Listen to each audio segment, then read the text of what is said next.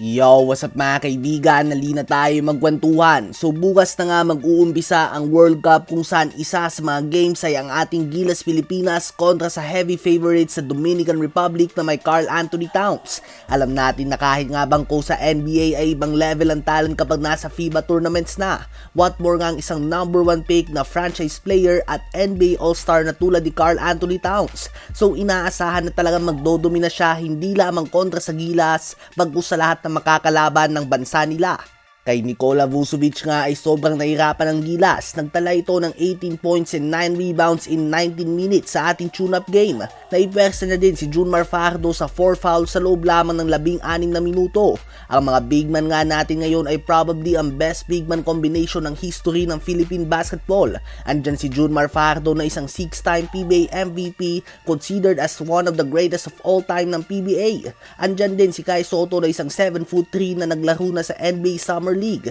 Andyan din si AJ Edu at Japet Aguilar, dalawang forward na parehong naglaro ng Division 1 basketball sa Amerika. Ganun ba man, makakaharap din nila ang possibly ang pinaka-talented na big man na makakaharap din ng national team natin sa history na si Karl Anthony Towns. Kaya naman ang matanong si Coach Chad Reyes kung ano ba ang strategy nila upang mapigilan si Karl Anthony Towns. Ang naging sagot lang nga ni Coach ay sikreto ito. Kailangan nga daw nila ng madaming dasal. Well, one thing is for sure, hindi nga kakayanin ng kahit sino sa ating team na pigilan si Towns ng mag-isa. Kaya naman mapipilitan talaga tayong sumugal, mag-double team o triple team kung gusto nga natin na mapigilan siya, o kaya naman gumamit ng zone defense. Ang sugal lang nga nito ay madaming shooters ang mau-open. Pwede nating ma-shutdown si Towns, ngunit posibleng mag-init naman ang mga role players, which is isang bagay na nakakatakot.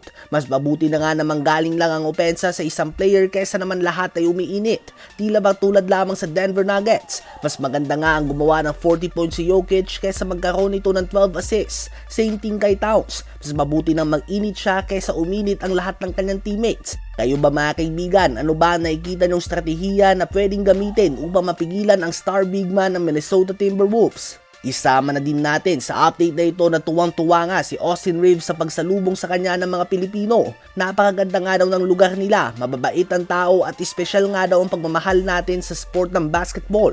Bukod kay Austin Reaves ay ganun din nga ang sinabi ni Steve Kerr na siyang head coach ng Warriors at ng Team USA. Ano ba ang masasabi nyo tungkol dito? Hindi pa na.